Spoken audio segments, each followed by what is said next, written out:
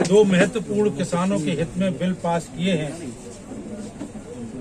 और इस बिल में प्रावधान सुनिश्चित किया गया है कि किसान को जो है फसल केवल मंडी में बेचता था, वो मंडी के अलावा भी मंडी ज्यों की त्यों काम करेंगी, लेकिन मंडी के अलावा वो अपने घर पर या कहीं भी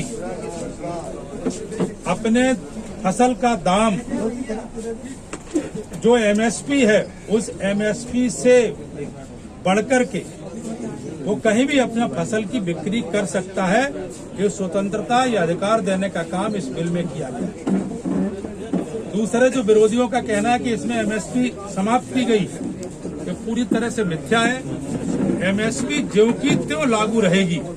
एमएसपी के साथ कोई भी किसी तरह का छेड़छाड़ नहीं किया गया और इसके अलावा ये भी सुनिश्चित किया गया है कि अनुबंध पर भी किसान खेती का फसल का वो अपना अनुबंध कर सकता है व्यापारी के साथ, और जमीन पर कोई अनुबंध नहीं होगा, वो फसल पर अनुबंध होगा।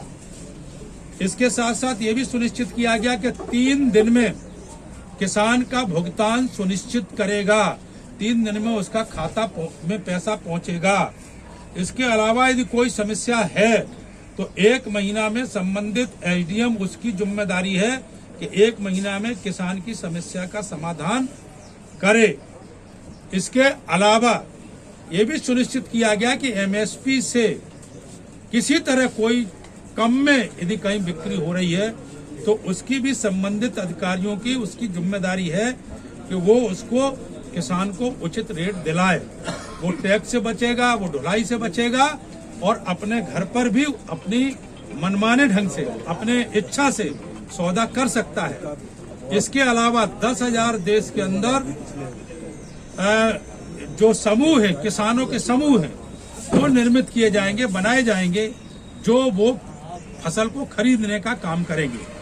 कुल मिलाकर के किसान को फसल का उचित रेट मिले, ये व्यवस्था इस बिल के माध्यम से सुनिश्चित की गई।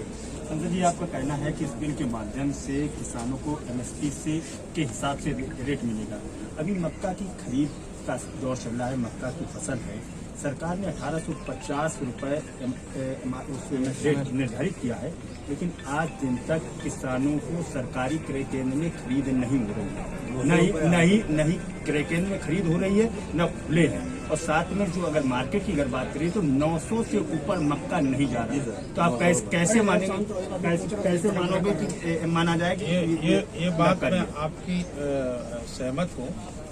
और कल मैंने औरैया में जब मैं गया था तो औरैया में डीएम से बात की थी, तो उन्होंने एक कमेटी बनाई और उन्होंने इस काम को कल से शुरू किया है।